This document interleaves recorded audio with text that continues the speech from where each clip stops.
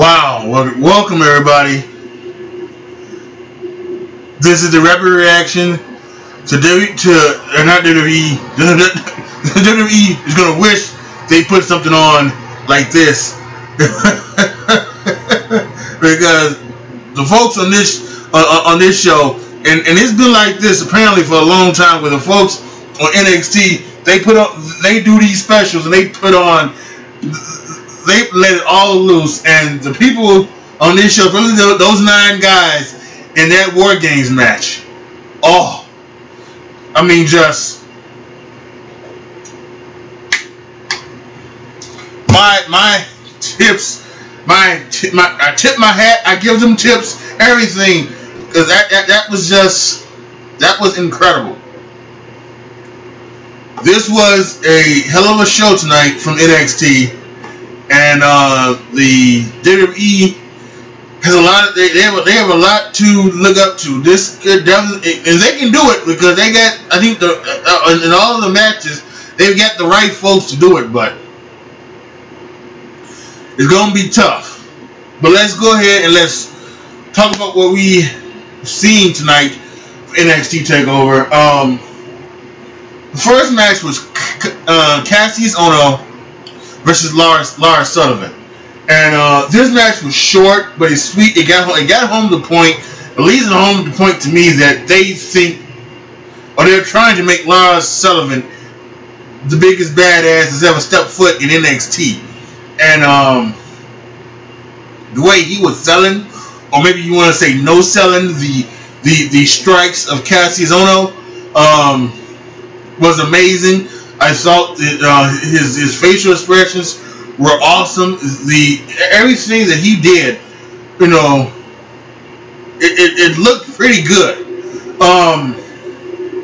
He wins the match. I have it at 2 3/4 stars, but I put this on Twitter. Really, and we'll talk about this as we get later on to the match, but I said Lars Sullivan is your next NXT champion, right? But the way they are booking him, they are booking him the way the main roster booked Braun Strowman. I mean, that's the way it is. Once the whole brand split happened and they had Braun Strowman on one, they're booking him like that. I wouldn't be surprised if they're doing the same thing on NXT, where he just runs through jobbers every show. He just runs through. So that was something else, but that was it was what it was. Like I said, it was too short. It was kind of short, but I understand why. They want to get Lars over as a badass, and I'm sure that they can give Ohno back his heat. I wouldn't even say he even lost any heat. So I would just say that I'm not an avid NXT watcher. I just mainly watch all the takeover things, but I would say that he probably can get whatever heat he lost. If he lost heat tonight, he can get that back without question. But you can see they've got Lars in their sights for big things, and I think he probably will be big things. I think when the next one at NXT Takeover in Philly, we'll probably see Lars doing something. So doing something big. So that was that. The next match was the Aleister Black and Velveteen Dream. Now, I fell in love with Aleister Black at the Takeover Brooklyn when he fought Hideo Itami. I was just all abuzz about Aleister Black and that black mask. Oh, that's one hell of a finishing move. I love the hell out of that one. So I was stoked. And Velveteen Dream, for those of y'all who don't know, if you watched Tough Enough, the last edition a few years ago, the one that Chris Jericho hosted, and they had Daniel Bryan and The Miz, and they had Paige, I think. Well, they had Hulk Hogan, but then Hulk Hogan had that whole thing come out with, this sex tape, and they recently had The Miz replace him. But he was on that Tough Enough, and And now apparently, like if you actually, I think if you look at it, I think there are what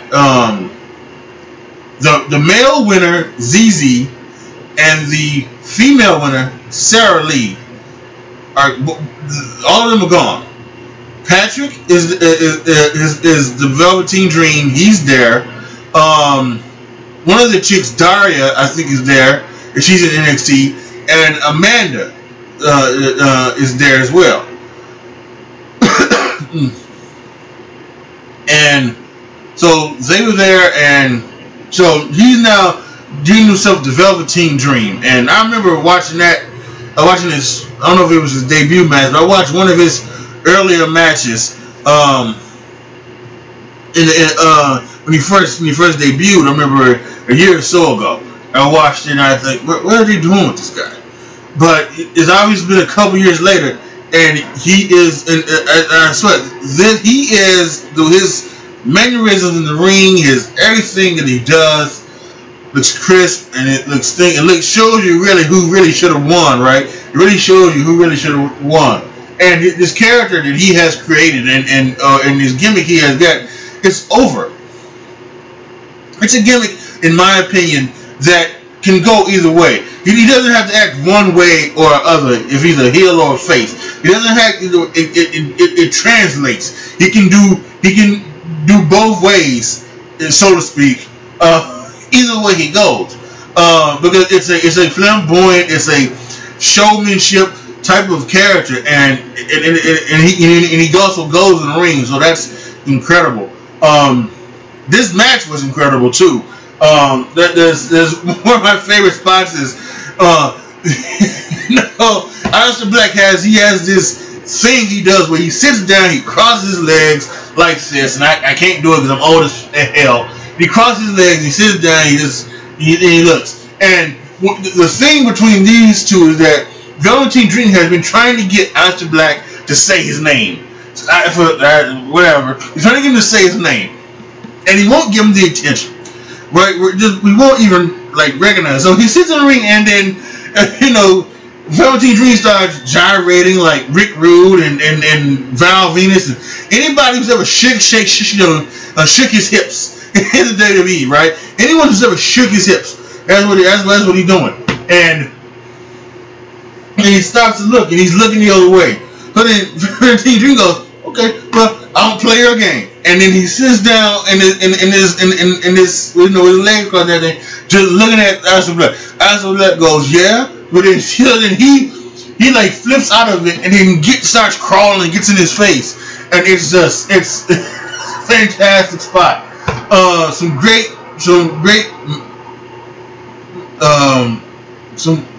work with these guys. The strikes, both of these guys, apparently Aleister Black, he's like this major league striker, and they were talking about where Velvet Dream should be trying to strike with him, but he was going strike for strike with him, and Aleister Black was also doing the wrestling. He was, especially in the beginning, he was arm bars and arm scissors and everything like that. So he was working them good, and this was after the match. I'm not sure necessarily what Dream's finishing move is, but he's got a couple moves that would definitely work. They were talking about the Death Valley Driver. That's always a good one. It's always a good one for me. And so there was that. But he also did the Rude Awakening, and again for that character, that would be a great finishing move.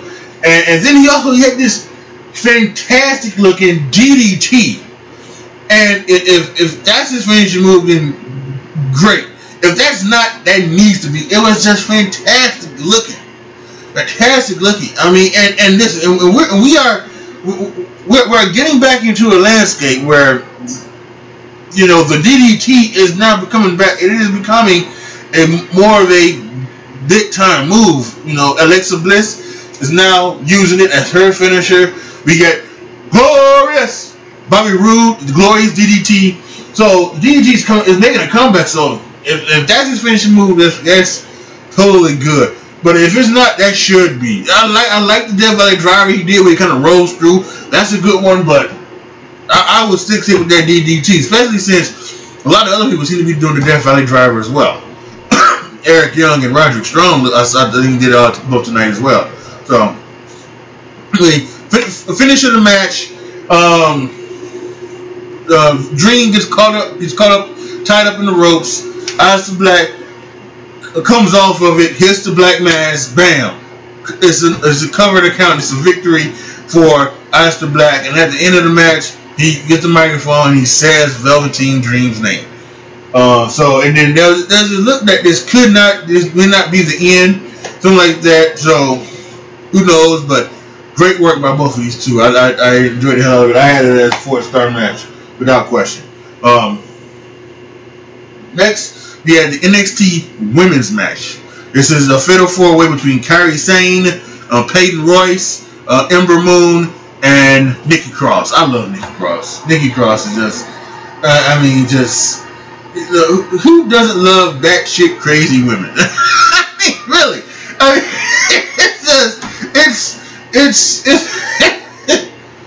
it's just amazing, right? I mean, who doesn't love that? So it was great.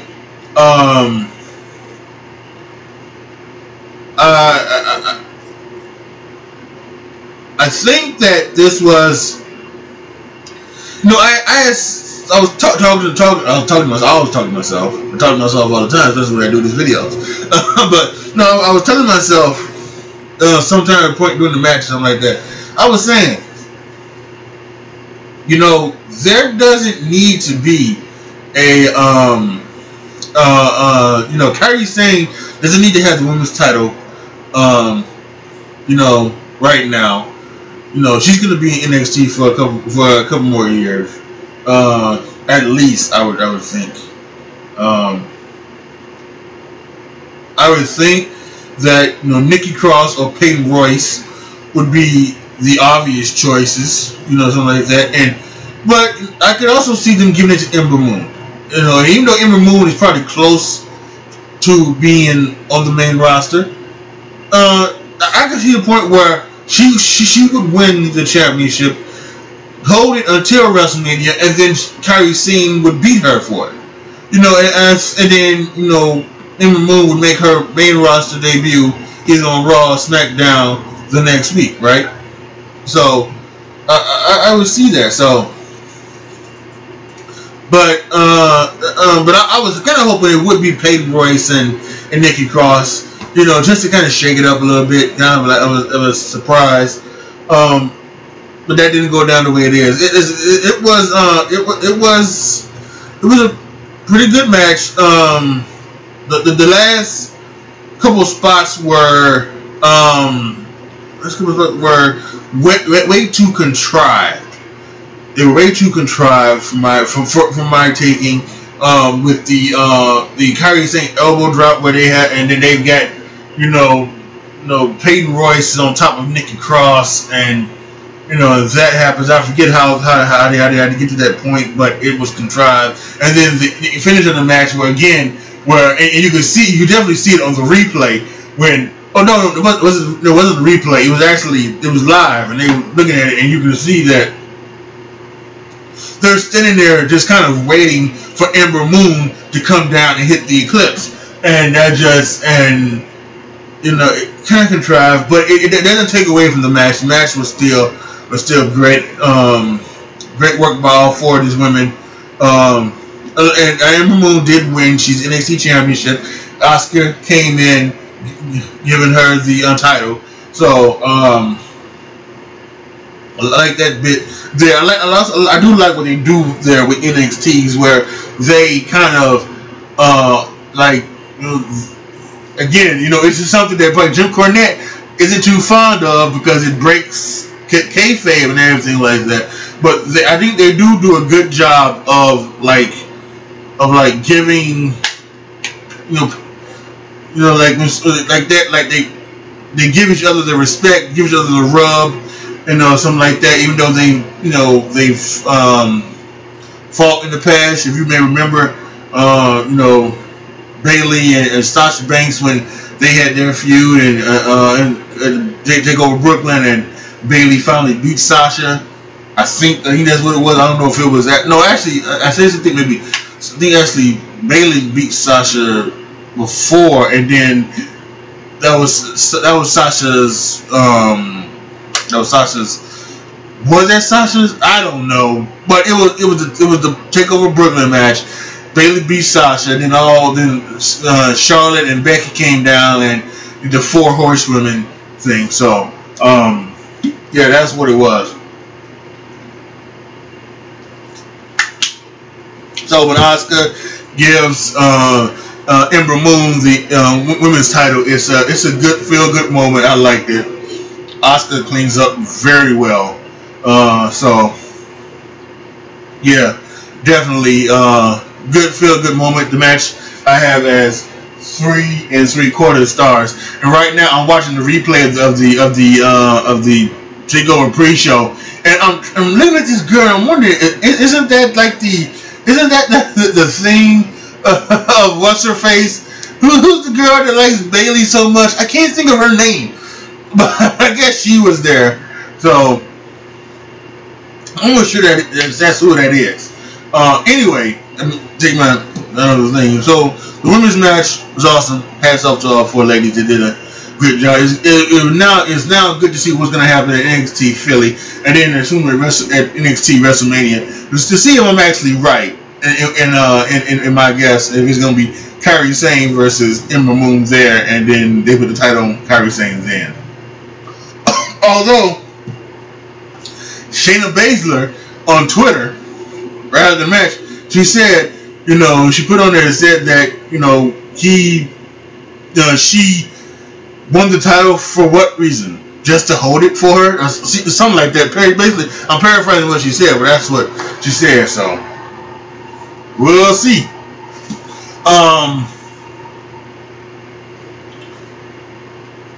So we'll see. I went blank there for a minute. The next match was the NXT Championship match between Drew McIntyre and I can't say that guy's name, but it's Almas. I want to call him Andre, but I don't think it's Andre. Because that's my name. But it's Almas, right? I call him Almas. Cien Almas. ACA. Let's go with ACA. And this match, it started off kind of going crazy, but and it was actually very kind of an interesting type of match, because usually the matches have a formula for the most part where it's beginnings look back and forth, and then the heel takes over. He gets the they call it the heat segment. He gets the heat segment on the thing, and then the babyface makes the comeback. And Drew McIntyre, apparently, if I'm thinking correctly, was the babyface in this one, and ACA was the heel, but Drew had a lot of the offense in this match. He had a lot of the offense, a lot of the moves, and you can see why, because Almas is like, I'm guessing it's 5'11" at the most, 5'11", 6 feet tall. Drew McIntyre is 6'5", and you can see the height difference. They were standing against each other, and then the other girl, Zelina, at one point she was in there. Of course she's shorter than both of them. She looks to be about 4'8". I mean, she looks really small. So, yeah, but this match, it was a good match. I got it at 4 stars. We have a new champion in ACA. And after the match, the doctor was checking on Drew McIntyre, and I'm not sure necessarily what happened. I'm not sure, because the finish of the match was he had a DDT off the rope, and it looked kind of awkward, and so I was thinking, I was wondering if maybe there was a point where maybe Drew McIntyre was concussed, and maybe that was it, if it was like something else that went wrong. If it was a shoulder, he was kind of holding that arm like that, or if it was just obviously them, doing the work, showing that it was that it was a thing where it was he was upset about losing the title, about losing to ACA. So I'm not sure. Obviously, you'll find out over the next day or so, next couple of days, about what happened here tonight. If he did get injured, and somebody said it. Wonder if they changed the finish on the fly. Listen, I know that the referees are told to make the count, and unless it's a specific spot, they're told to go as if they're gonna actually count to 3 and make the and then ring the bell. So who knows? Maybe the finish was changed. Maybe it wasn't. I'm not sure, but. And I don't know if Drew was hurt or not, but we'll see. But it was definitely a great match, great contest by both of them, and I give my props to all of them. They did one hell of a job in the championship match. So I don't know. I'm trying to look right now and see. Trying to see where it is. So yeah. So there's nothing so far on the NXT hashtag on Twitter. So this is there. So now finally we get to War Games, right? And some people were talking about they were upset that maybe there wasn't a roof, and they were going to be upset that in this PG era that there wasn't going to be any blood or something like that. And some people got to get over that. I mean, it just is not going to happen. If they ever did bring back the blood, it wouldn't be like it was beforehand, because at one point it was just, again, it was stupid. It was stupid what is happening. You had, the only time it ever made sense was during the Austin Undertaker thing, when it was the first blood, and Undertaker kept busting open Austin to make sure that he had to make sure he had a fresh wound come come that night, that worked. So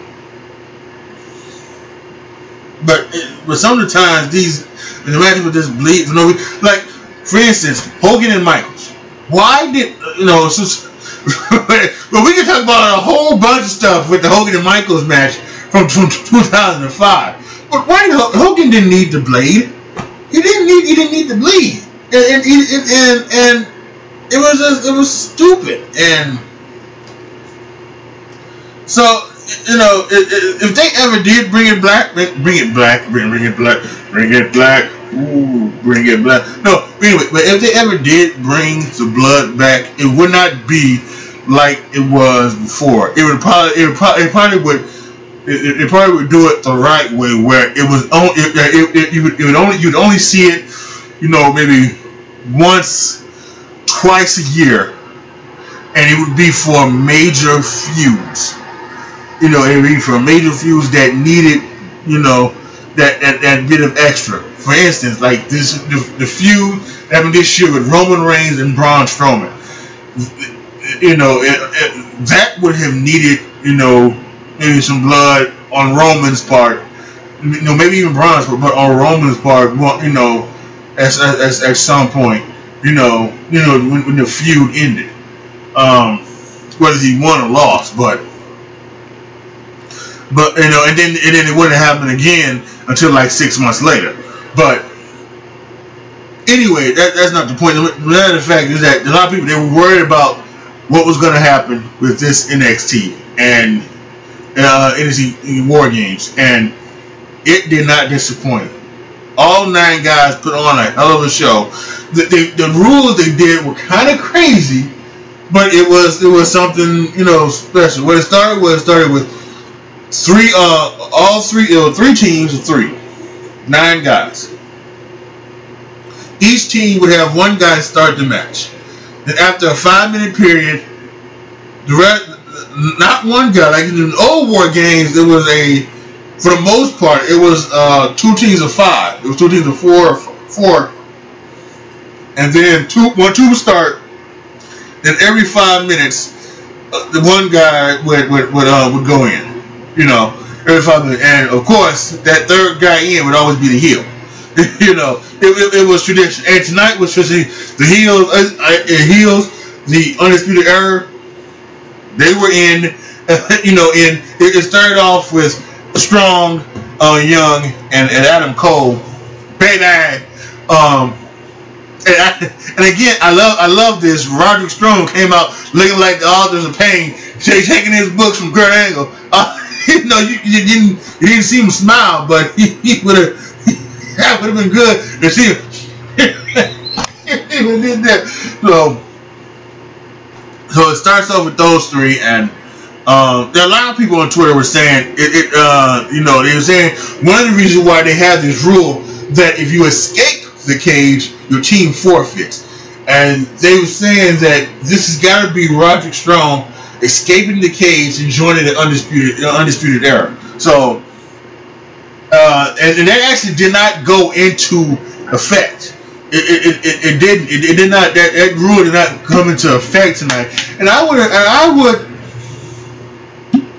say if they do this every year at the Survivor Series on NXT Takeover, first of all, I would be okay with that. I think a lot of people would be at the tonight's War Games. I would be okay with that.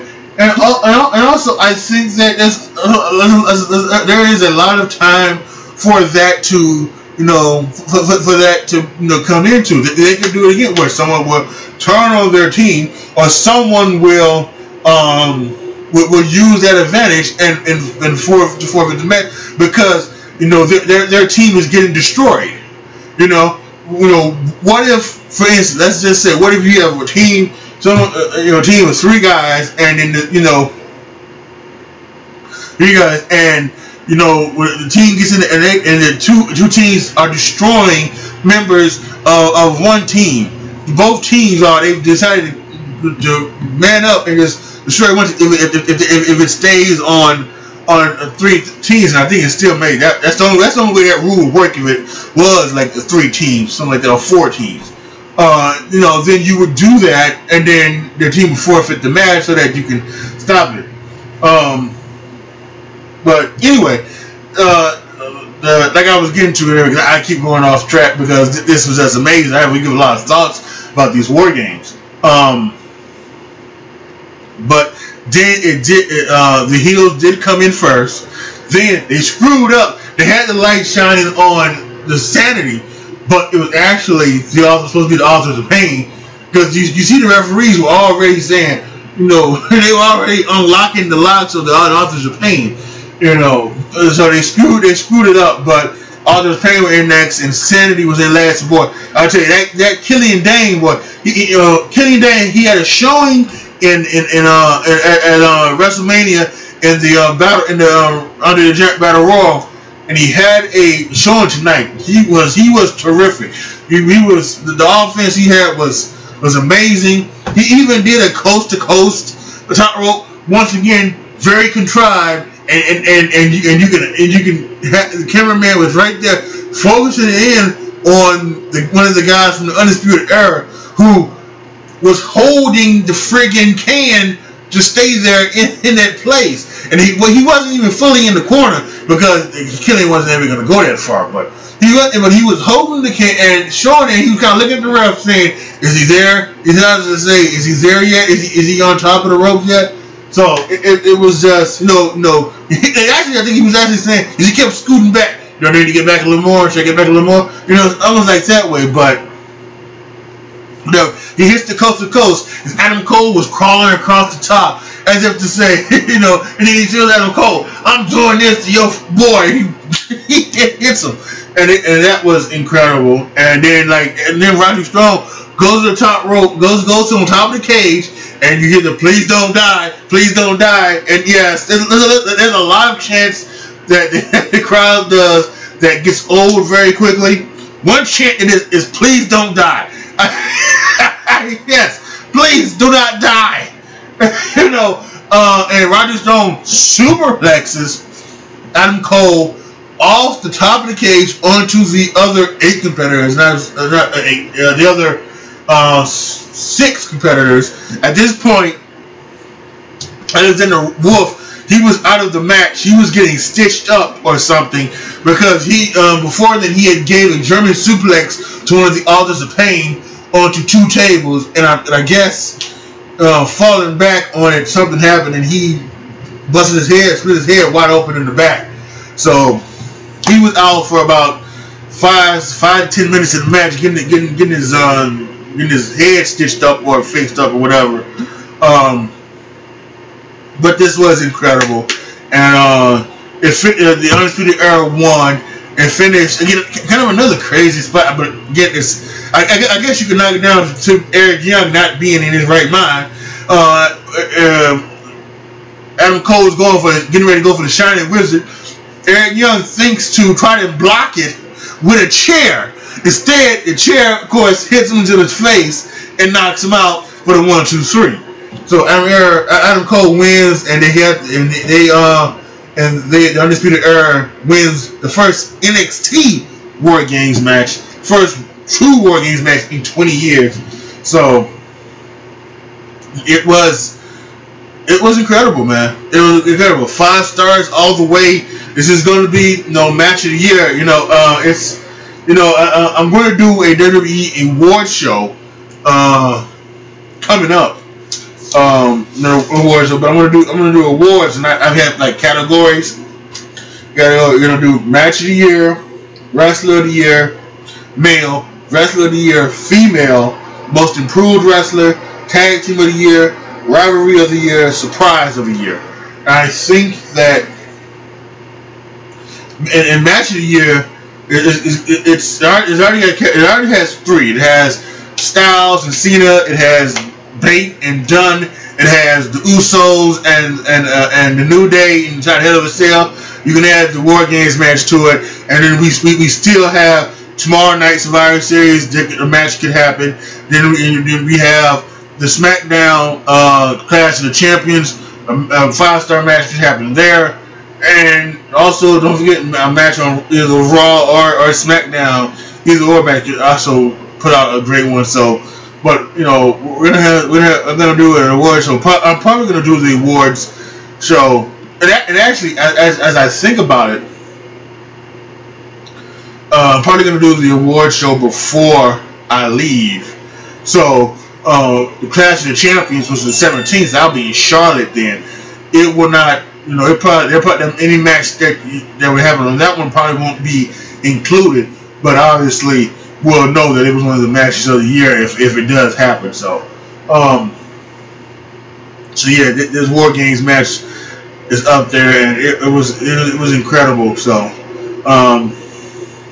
definitely, I think what I want to do now, really quick, is I want to go talk about tomorrow and talk about Survivor Series.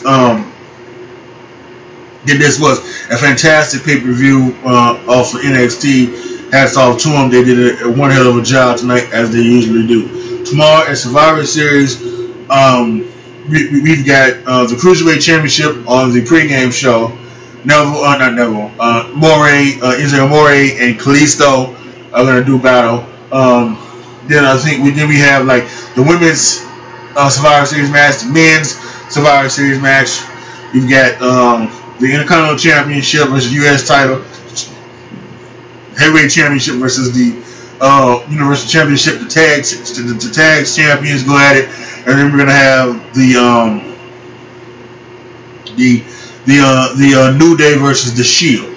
So we've got the championship. We got the New Day Shield. So we have 6 matches set, and I do think we're gonna get another match on the pregame show. They're probably gonna select 5 random guys on SmackDown to put in place against 5 random guys from Raw, and I think we're gonna have another match. We're gonna have some type of other match happen on the pre-show. I do believe that. But tomorrow we'll see what happens. I think what I am expecting tomorrow is I'm expecting the women of Raw to beat the women of SmackDown. Obviously, there's going to be surprise contestant. Obviously, they could do Natalya. Let's talk about Paige. We can do Nikki Bella, Brie Bella, or someone else. Maybe someone from NXT. So you never know. So we've got some options on there. It just isn't going to be necessarily be Paige. So we would have to see. It would be one hell of a shock if it turned out to be Emma, wouldn't it? Everybody would go crazy. It would just be another big troll from the WWE to us fans, right? I think they're gonna go with Sheamus and Cesaro in the tag match, but it should be one hell of a match. They should go with Baron Corbin over the mid because Baron Corbin, for the most part, I think needs it. I don't know if anybody believes him as a credible champion right now. And it's because a lot of things. It's kind of because of the way they booked him due to that. I guess it was the punishment for what he did. Talking to Meltzer and other people in the backstage area or whatever, his overall attitude. But see, the fault is that they shouldn't have had him cash in his championship, and he shouldn't have had him win the U.S. title when all of this was happening. Because he doesn't look credible right now. So I think they're trying to get bring him back to that credible standard. So I think he will beat the Miz.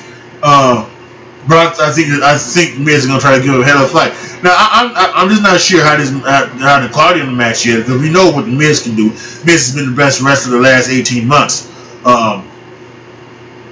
But the Baron Corbin, he's got a little bit of go in him. He can go, but he can work on some stuff as well. The heavyweight match is going to go to Brock Lesnar. I mean, there's no ifs, ands, and buts about it. I wouldn't be surprised if it goes to Brock Lesnar with help of Jinder Mahal, or if it's just a straight up wrestling match. And then who knows the way they go about it. So we will have to see. The Shield, of course, should win. Because I gotta be honest with you, I have never seen the Shield was so protected, and for the most part, when they first came up, they were undefeated for so long. Did not get beat, and ever since they've kind of reformed, we've had Roman lose to Strowman inside the cell. We've had Kane beat Seth Rollins in the match. They lose the titles to Sheamus. The tag titles to Sheamus and Cesaro at the Bar. And this last week, they did beat the Miz and Sheamus and Cesaro in a match. So I would think that they're going to have to try and get back on track with the Shield being most dominant. So I would expect that they win tonight. They win they beat the New Day, and I would be honest with you, I would be surprised if it isn't in dominant fashion. And that's not to say anything about the New Day, but anything like that. But I would say that the Shield needs to go back to that kind of way, right?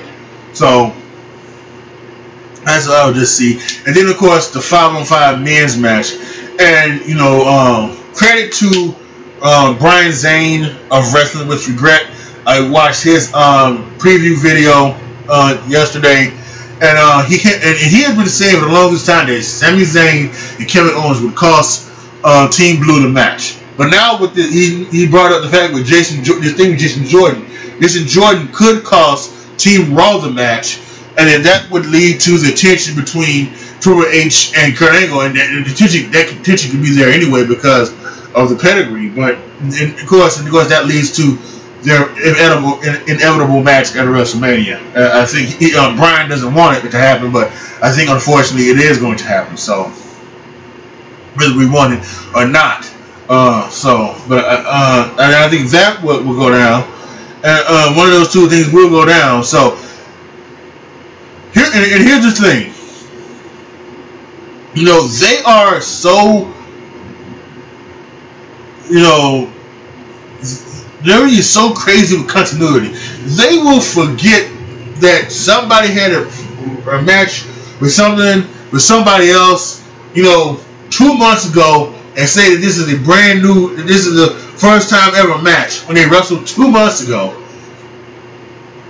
But they were but then they will also remember everything. And one of the things that they do is that they remember the fact that Randy Orton, when in Survivor Series matches, has won everyone and been the sole survivor or been on the team of survivors. And I would not be surprised if that happens. You know, Survivor Series. If Team Blue if Team Blue wins the 5-on-5 match, it's going to be because it's going to be the sole survivor. One of the survivors will be Randy Orton. I can guarantee you that. So that's my thoughts on that. Obviously, I would give my rapid reaction to it tomorrow night, right here on A20. And Jesus, this thing, bro. A20. So make sure you click that subscribe button to get more wrestling stuff like that. I talked about the WWE awards that I'm gonna do, you know, for you guys. So if you think about that, and I do a lot of other things too. I just reviewed Justice League yesterday. I went and saw that yesterday. My review is on here as well as a review for Thor Ragnarok. And I'm doing a lot of other things as well. So if you're new to the channel, hit that subscribe button. So I do more than wrestling. So like that, I have to get better with the other sports as well. Because I do like this quote unquote podcast that goes to the Spreaker website, but I can also upload it up to YouTube. It's called The Game, according to me, and something like that. So I need to get better with the other sports podcasts as well. Try to remember to try to do that, and maybe in the new year I'll make a consistent effort to make sure that does happen. To make sure I do that each and every week. Having said that, post your comments down below. Tell me what you guys thought. Tell me how you guys feel about tonight's NXT Takeover. And make sure, once again, tomorrow, Survivor Series, be there or be square, the old school term. Like the video, share the video, subscribe to the channel. And as always, thank you so much for watching. This is your boy AJ Tripp signing off. As always, be good to each other, y'all.